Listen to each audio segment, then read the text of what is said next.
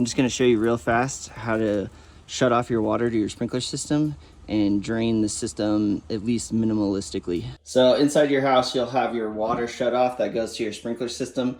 It's usually gonna be behind some sort of panel. For some people, it might be in like a crawl space or something, but if you know where it is and how to access it, like for mine, it's behind this little panel right here, which is in an awesome place since it's right next to this dryer vent. Okay, so the first thing you want to do is shut the water off at the ball valve. So you just rotate the handle 90 degrees until it stops, and then now the water's shut off. You'll locate your backflow where the water line comes out of the house. If you have a cover on yours like mine, you'll just want to remove the cover first.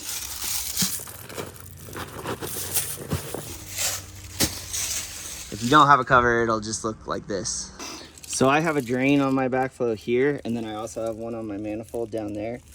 You may not know where your manifold is or may not have a drain, and a lot of people don't have a drain out here either. So what you want to do though is at least these ball valves here is take a flathead screwdriver, turn them 45 degrees and do them both. And then same with these ball valves, just rotate them 45 degrees. If you do have a drain on your backflow where your water comes out of your house, you also want to open that up 45 degrees. And then same if you know where one is in your manifold.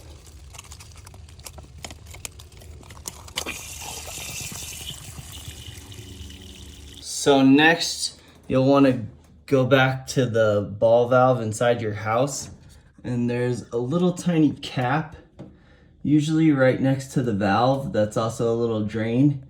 You usually want to take like a cup or something and hold it underneath, because it's possible you'll get some water. Sometimes you won't get any, depending on how your system's set up. The last thing you want to do is just unscrew that cap and drain out whatever water is left.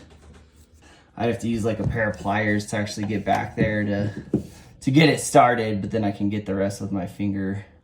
Okay, so I have mine loose enough that I can finish unscrewing it with one finger, and then I'm just gonna let it fall into the cup. And there it goes. And then, as you see, mine didn't really have any water come out of there, but it just kind of depends on your system if you'll have water come out of that once you take the cap off. Okay, so the last thing you'll do is, if you have a manual controller, you'll go to your sprinkler controller in your garage and then run your system. And that's if you don't have the valve to drain it at the manifold or the backflow. And then that'll help gravity drain your system. If you have the drains like I have here and here, you'll just leave those open at 45 degrees, and you'll actually just leave all of these open at 45 degrees. And then that way, when Mike gets there, he can just hook up his blower and blow it out. You can also go ahead and put your manifold cover back on. And if you have a insulated cover, you can put it back over your backflow.